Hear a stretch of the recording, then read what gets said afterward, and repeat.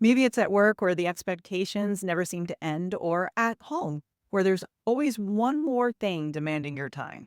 That sense of overwhelm isn't just about being busy. It's actually a really positive sign. It's not negative. It means that it's time to adapt your strategy to accommodate your current reality. In this episode, we are breaking down the 5 overwhelm culprits, the key areas that are holding you back, as well as sharing simple steps you could take to help you feel more in control and take action starting today. You're listening to The Next Step with Corrie Lo, where we transform overwhelm into confident action. I'm Corrie Lo, keynote speaker, coach, and working mama here to help ambitious women just like you take the next step, whether that be leadership at work, at home, or in your community. Let's get started. For years, I thought overwhelm was part of the job as a leader, as a mom, as someone generally juggling way too many responsibilities, which I'm sure you could relate to. But then I hit a breaking point. In a span of only 5 years, I navigated alongside my career as a senior vice president, navigating a miscarriage. I left an abusive relationship when my son was only 5 months old, became a single mother. Everything was on me. I really struggled navigating that high conflict divorce while continuing to advance in my career.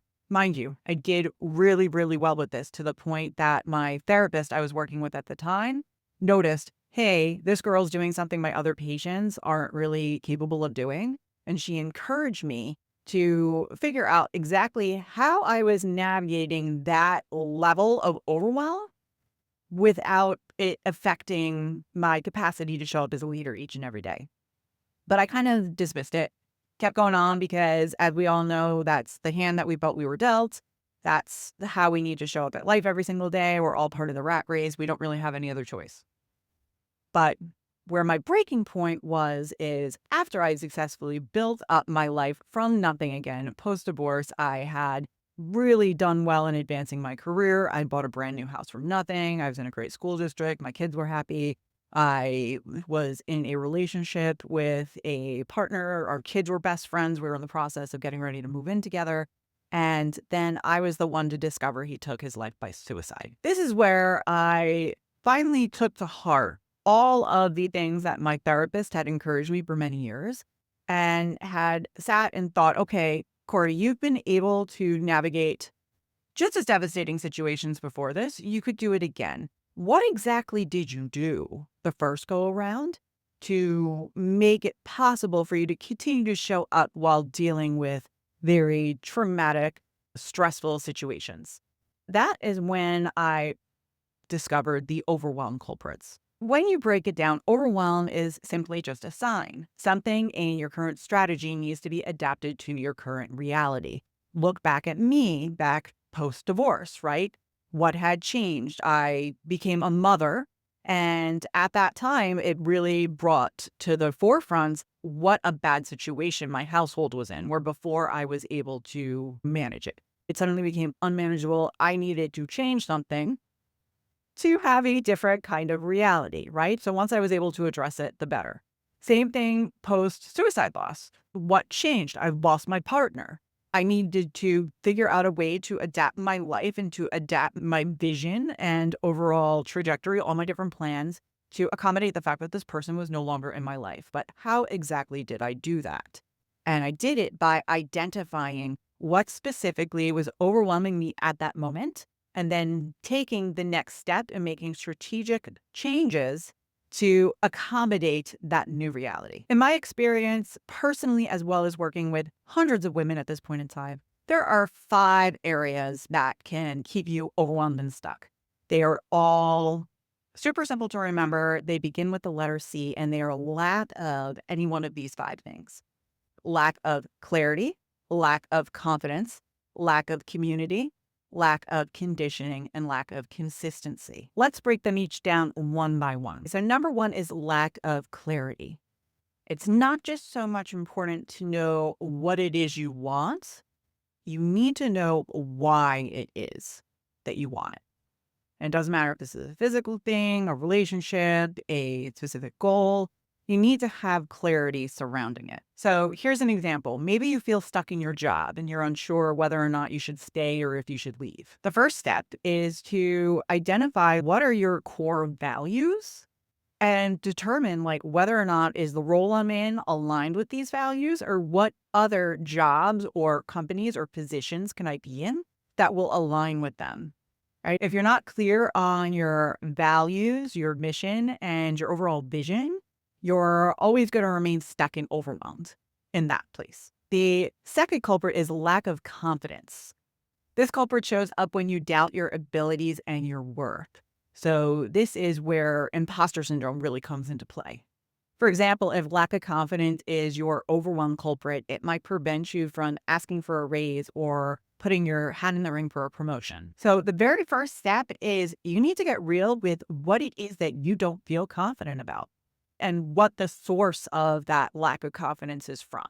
And then you need to figure out what you need to do to bridge the gap to build that confidence. Usually it's finding some sort of educations, tools, resources, taking consistent action to bridge that gap. The third overwhelm culprit is lack of community.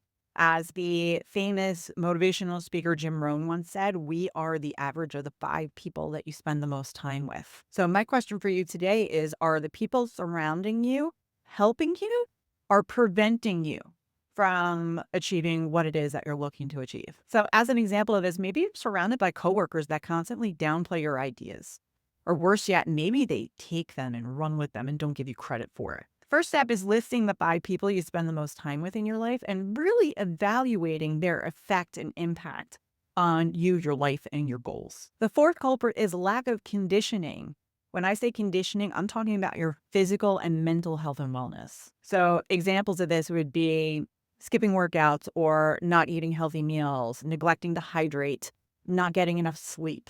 We're talking basic self-care, like necessary self-care. And the first step is to identify just one self-care habit that you could prioritize in the coming week and build up the habit so that you can then focus on another habit once you really, really master that one. The fifth and final C is lack of consistency. Consistency are the daily actions that you take to build momentum. So we're talking about habits, routines. It can also be more systematic tools and resources that you use. Things that I rely on often are things like checklists or databases or project management systems. These are all things that help you remain consistent because they remind you of what you should be doing on a regular basis. So a great example of this is starting off with a specific goal in mind and you're going to take action on it, but you lose your steam like a weekend. Right? So what exactly do you need to do to keep yourself accountable to take daily action? If you want to lead an extraordinary life, it really requires extraordinary action. You have to do something over and above whatever it is you're doing today in order to get a different result. And sometimes it's actually necessary to take action versus taking steps back when you are overwhelmed so that you can gain control of that situation. So there you have it. We covered the 5 overwhelm culprits: lack of clarity, confidence, community, conditioning, and consistency. Remember, each one is a sign. It's not necessarily a failure. So your next step, take my free Overwhelm Culprit quiz to find out what's holding you back. It's quick, it's free, and it gives you personalized next steps. Head on over to www.corrielo.com/Overwhelm Culprits or click the show notes below. Thank you so much for joining me for this first inaugural this first inaugural episode of The Next Step with Corrie Lo. Next week, we're going to be diving even deeper into the clarity culprit. If you ever felt stuck, unsure about your goals, and overwhelmed with decision-making, this episode's going to be for you. Thanks for checking out The Next Step with Corrie Lo. If this episode resonated with you, share it with a friend, subscribe, and leave a review.